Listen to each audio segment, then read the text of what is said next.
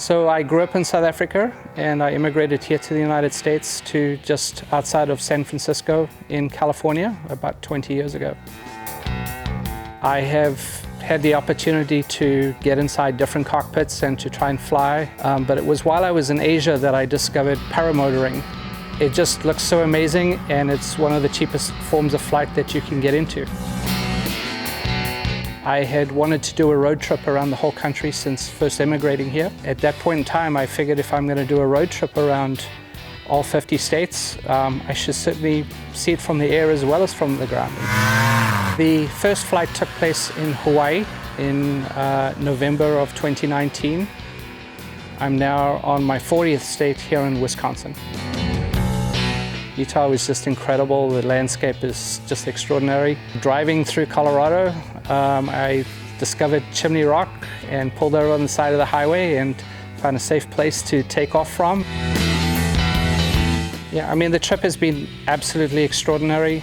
I meet new paramotorists and pilots across the whole country, and each state that I go to, everyone gets really excited.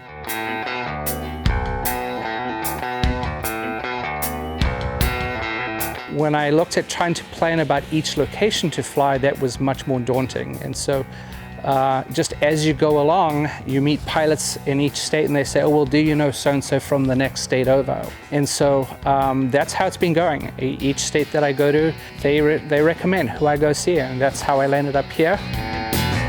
While I was in Ohio, I had the opportunity to go to the Wright Brothers Field and to the museum that was there. I was last here at EAA 2 years ago, and I honestly didn't think it was going to be possible to come and fly here, but it really is a huge privilege to be able to come and fly here at Pioneer Field. Tucker Gott put out a video that specifically asked the question, should we be flying with the current social distancing in place? I travel by myself. The last state that I actually went to a supermarket and purchased was back in Connecticut, so that's been nearly a month. When I get to a state and I need to go through the necessary documentation process, that's the most interaction that I have is, getting people to be able to help me document, and that's usually taking some video so they don't have to have direct contact with me. Every step of the way I'm very cognizant of making sure that I'm safe and that I can keep anybody else that even comes remotely close to me safe.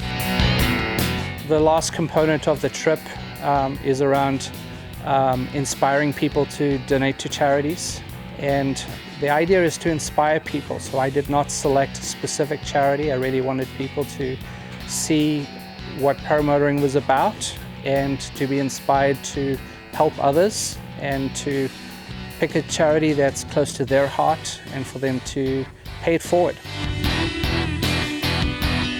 I mean, the beauty of paramotoring is that you pretty much can fly almost anywhere where the airspace permits for us to fly, right? Class E and Class G airspace. My advice is don't wait. This is a trip of a lifetime. If you've never driven around the country, everybody should do it. There's so much to see that's beautiful. But to be able to fly your paramotor in so many different places and meet so many amazing paramotorists that love this sport and aviation in general, that is just a huge privilege that it's just really been incredible to meet so many awesome people.